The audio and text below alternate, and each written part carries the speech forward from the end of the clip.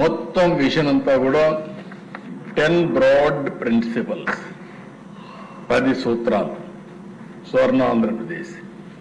ఈ 10 సూత్రాలు కూడా మీరు ఒకసారి ఆలోచించుకుంటే దీని మీదనే ఈరోజు ఎకానమీ, సర్వీసెస్, భవిష్యత్ అంతా కూడా ఆధారపడుతుందనే ఉద్దేశంతో మేము ఈ 10 సూత్రాలు తీసుకున్నాం అధ్యక్ష.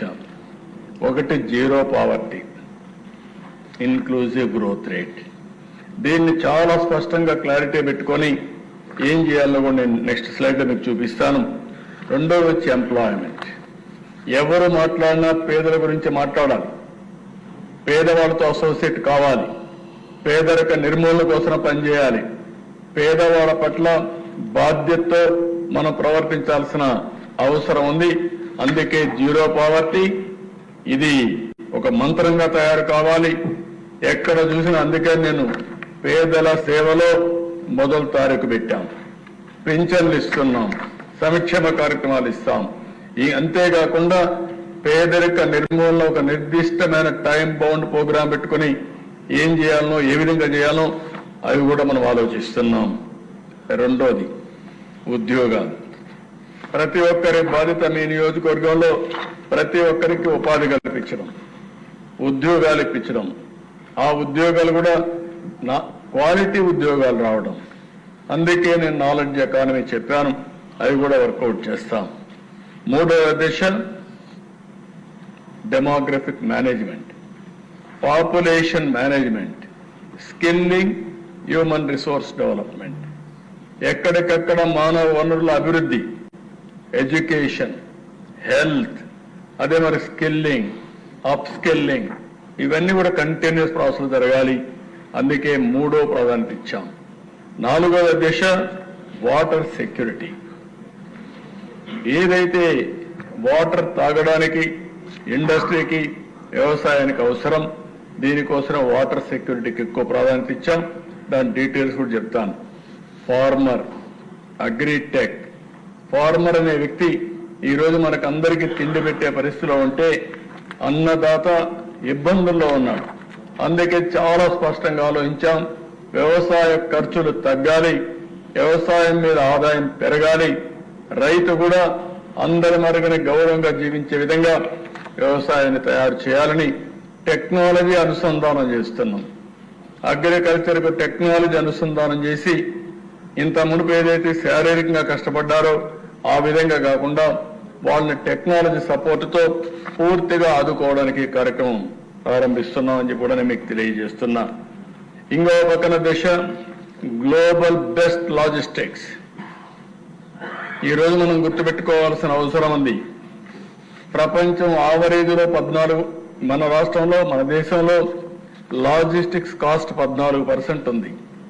మనం ఏ వస్తువు వాడినా దాంట్లో 14% ఈ లాజిస్టిక్స్ కాస్ట్ పే చేసే పరిస్థితికి వస్తున్నాం. అదే ప్రపంచంలో 8% ఉంది. అంటే 6% డిఫరెన్స్ ఉన్నప్పుడు ఏ విధంగా ఉపయోగపడుతుందో మీరు గుర్తుపెట్టుకోవాల్సిన అవసరం ఉంది. ఇందులో మొత్తం వస్తుంది. రోడ్లు కానీ, రైలు కానీ, ఎయిర్పోర్ట్లు కానీ, పోర్ట్లు కానీ అన్నీ వస్తాయి. That will explain to you. ఆ తర్వాత దిశ cost optimization, energy and fuel. ఈ విషయం కూడా మనం గుర్తుపెట్టుకోవాల్సిన అవసరం ఉంది. భవిష్యత్తులో ఫ్యూయల్ అనేది పెట్రోల్, డీజిల్ మనం వాడేవాళ్ళం. ఇప్పుడు ఎలక్ట్రికల్ వెహికల్స్ వచ్చేస్తున్నాయి. దీనికి కూడా కరెంట్ ఏ విధంగా వస్తుందో మనం చూస్తున్నాం. ఒకప్పుడు కరెంట్ ఎక్కడి నుంచో రావాలి, ఇప్పుడు మనమే కరెంట్ ఉత్పత్తి చేసుకునే పరిస్థితికి వచ్చాం. అవన్నీ కూడా మనం ఆలోచించుకొని ఏ విధంగా కాస్ట్ ఆప్టిమైజేషన్ రవాణాకు కానీ, వ్యవసాయానికి కానీ, ఇంటికి కానీ, వ్యాపారాలకు కానీ, ఇండస్ట్రీకి కానీ ఏ విధంగా ఉండాలో ఆలోచిస్తున్నాం. అందుకని దానికి ప్రాధాన్యత ఇచ్చాం. ఆ తర్వాత దిశ ప్రోడక్ట్ పర్ఫెక్షన్. మనం ఇండస్ట్రీస్ పెడుతున్నాం, వ్యవసాయం చేస్తున్నాం, సర్వీస్ సెక్టర్ వస్తూ ఉంది, నాలెడ్జ్ ఎకానమీ ఉంది. కానీ మన ప్రోడక్ట్స్ అన్నీ కూడా సబ్స్టాండర్డ్గా ఉన్నాయి. దానివల్ల మనం అనుకున్నటువంటి బ్రాండ్ని ప్రమోట్ చేయలేకపోతున్నాం. దీనివల్ల వాల్యుయేషన్ రావడం లేదు. అందుకని ఏది మాట్లాడినా ఆంధ్రప్రదేశ్లో తయారయ్యే ప్రతి ఒక్క వస్తువుని బ్రాండ్ని ప్రమోట్ చేసి, వాల్యూ అడిషన్ చేసి ఒక ప్రోడక్ట్ పర్ఫెక్షన్ దిశగా పోవాలని చెప్పి ఆలోచిస్తున్నాం. ఇంకో పక్కన దేశ స్వచ్ఛ ఆంధ్రప్రదేశ్.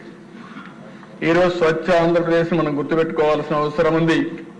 ఈ రోజుట్లో టెక్నాలజీ ఏజ్లో దోమలు, మస్కిటోస్ వల్ల ఎక్కడికక్కడ మలేరియా కానీ, లేకపోతే మీరు చూస్తే డెంగ్యూ కానీ అనేక విధాలుగా ఇబ్బంది పడుతున్నాం. మనం ఉండే ప్రాంతాలు ఏ విధంగా అశుభ్రంగా ఉన్నాయో దానివల్ల ఆరోగ్య పరిస్థితులు వచ్చే పరిస్థితి వచ్చింది. ఈరోజు మానసిక ఉల్లాసం కావాలన్నా, హ్యాపీగా ఉండాలన్నా, ఆరోగ్యంగా ఉండాలన్నా స్వచ్ఛ ఆంధ్రప్రదేశ్ చాలా ముఖ్యం. దానికోసం స్వచ్ఛ ఆంధ్రప్రదేశ్ కింద తీసుకున్నాం. ఇది కాకుండా దేశ డీప్ టెక్ మనం గుర్తుపెట్టుకోవాల్సిన అవసరం ఉంది. చాలా మంది సెల్ ఫోన్లు వాడుతున్నారు. సెల్ ఫోన్ ఓన్లీ ఎస్ఎంఎస్లు పంపించడానికి, లేకుంటే మనం మాట్లాడుకోవడానికి వాడుతున్నాం. ఇంకొంతమంది ఫోటోలు, సెల్ఫీలు తీసుకుంటున్నారు. ఇంకొంతమంది ఉంటే ఇంకొక స్టెప్ ముందుకు పోయి ఏదో గ్రూప్ మీటింగ్ పెట్టుకొని ఆ కమ్యూనిటీ వాళ్ళు కానీ, ఫ్యామిలీ కానీ మనం మాట్లాడుకునే పరిస్థితికి వస్తున్నాం. నేను ఆలోచించేది ఈరోజు దిశ ఏదైతే in all walks of life టెక్నాలజీని ఏ విధంగా ఉపయోగించుకోవాలో మనం ఆలోచించాల్సిన అవసరం ఉంది. It is a game changer. భవిష్యత్తులో హార్డ్ వర్క్ చేయడం కాదు, స్మార్ట్ వర్క్ చేయాలి. మీరు ఎక్కడ కూర్చున్నా రియల్ టైంలో పనిచేసుకునే అవకాశం వస్తుంది. దాన్ని కూడా నేను ఎక్స్ప్లెయిన్ చేస్తాను దిశ. అది కాన్సెప్ట్ కింద తీసుకున్నాం.